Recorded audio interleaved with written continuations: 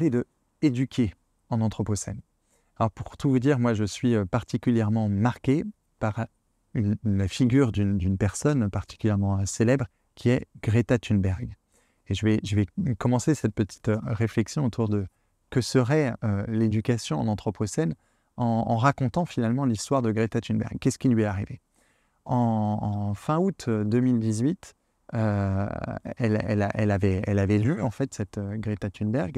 Alors un peu avant fin août 2018 plutôt.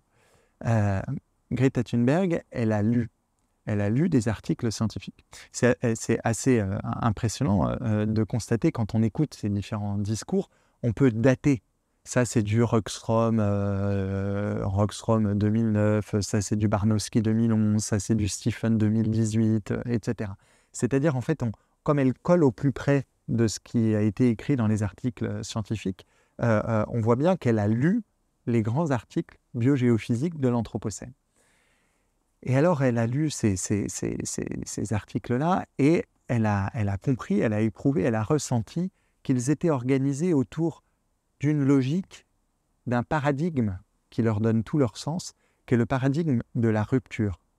Demain n'est pas dans le prolongement d'aujourd'hui.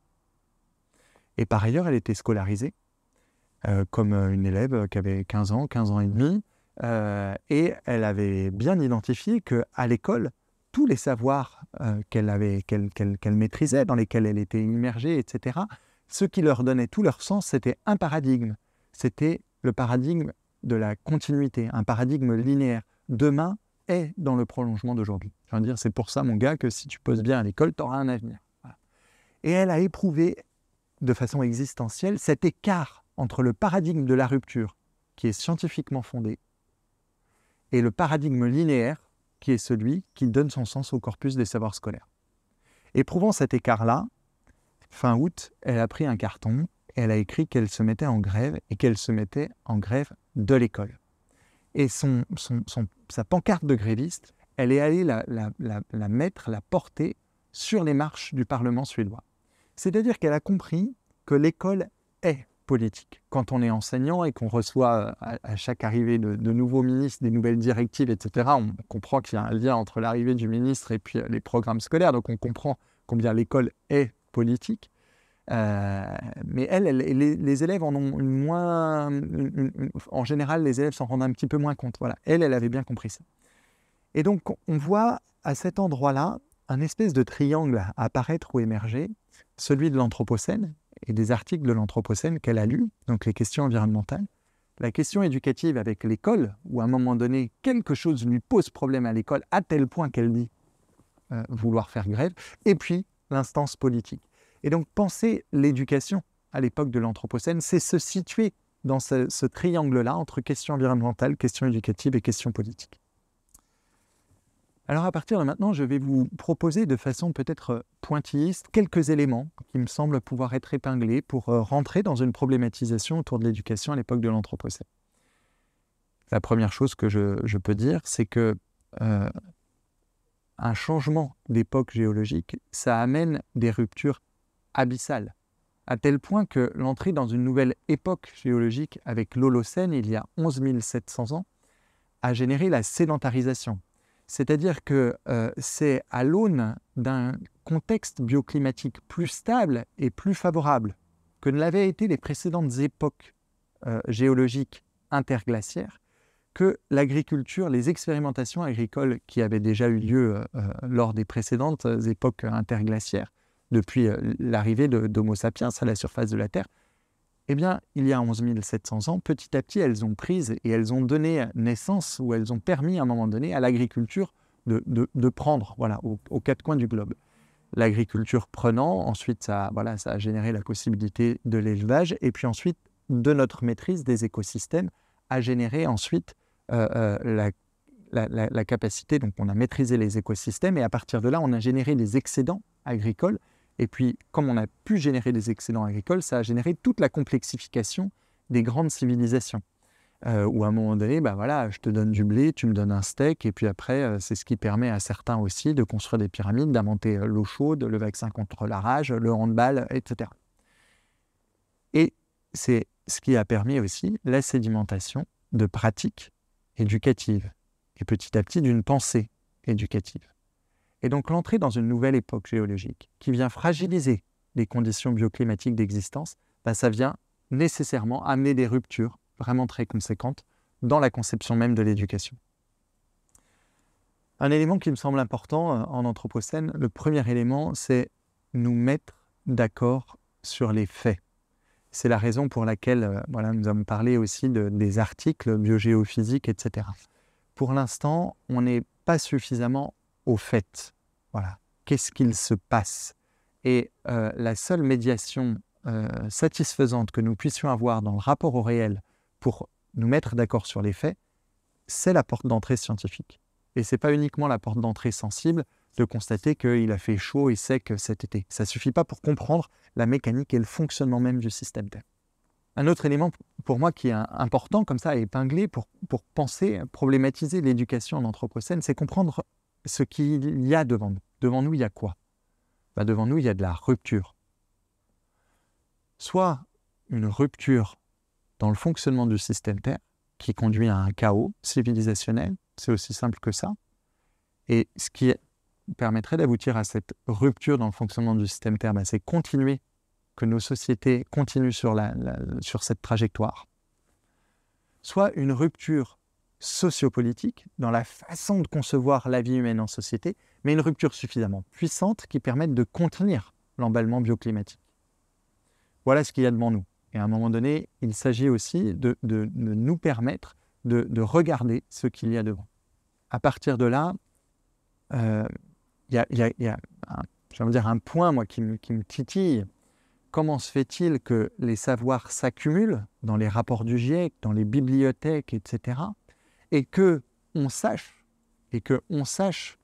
depuis le milieu du 19e, confère les travaux de Christophe Bonneuil et puis Jean-Baptiste Fressos, par exemple, qui ont bien montré la façon dont on avait une conscience des incidences systémiques de la façon dont on avait un nouveau lien depuis la révolution industrielle avec la terre, la nature, les écosystèmes, et combien c'était problématique pour la vie humaine en société à moyen terme. Donc ça, on le sait, j'ai envie de dire, depuis le milieu du 19e.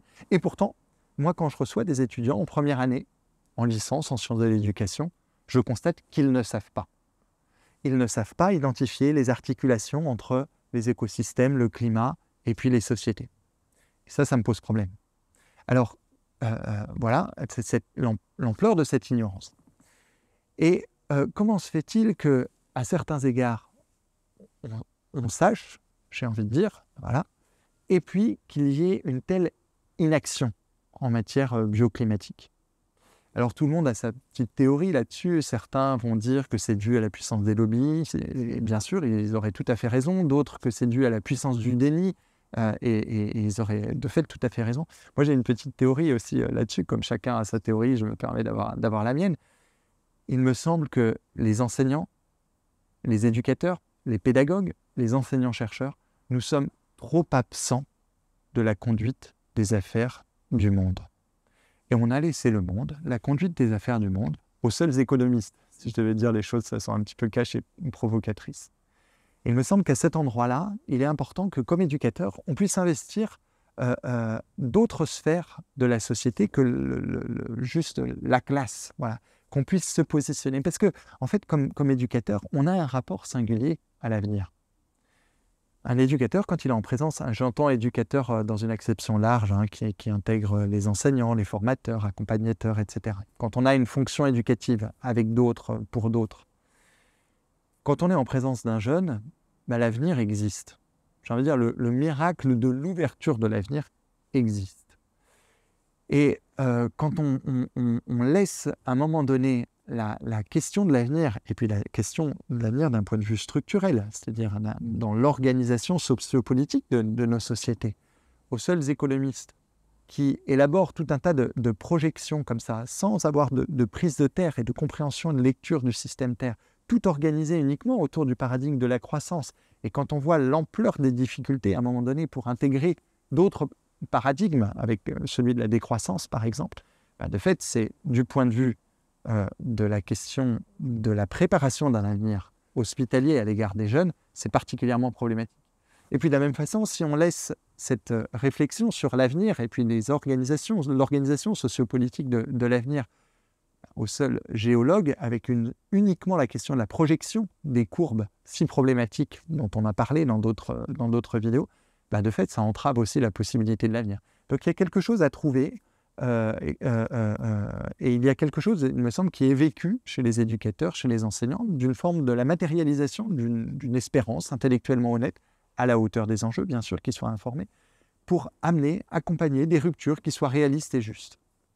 Bon, on va continuer. Je continue comme ça, de façon peut-être un peu pointilliste ou impressionniste, là, voilà, de dégager comme un tableau, un paysage de problématisation de l'éducation à l'époque de l'Anthropocène. Si on regarde ce qui s'est passé en mai 2022, dans le parcours de spécialité SES, Sciences économiques et sociales, au baccalauréat, les lycéens, ils ont dû plancher sur le sujet suivant. À l'aide d'un exemple, vous montrerez la façon dont l'innovation peut repousser les limites écologiques de la croissance. À l'aide d'un exemple, vous montrerez la façon dont l'innovation peut repousser les limites écologiques de la croissance. Ce sujet, il est en conformité avec le programme de SES. Il a été proposé, puis ensuite validé par les instances de l'éducation nationale. Qu'est-ce qu'on lit, qu'est-ce qu'on entend, qu'est-ce qu'on comprend avec ce sujet-là? On comprend qu'on n'y est pas, on ne va pas se mentir qu'on n'y est pas du tout, et c'est assez impressionnant. Il y a une reprise avec limites écologiques de la croissance, il y a une reprise du modèle des limites planétaires. Mais en n'ayant pas intégré et pas compris la question de la façon dont la limite nous protège du franchissement d'un seuil. Et ici, ça n'est pas l'innovation qui va pouvoir repousser les limites écologiques de la croissance. Si l'innovation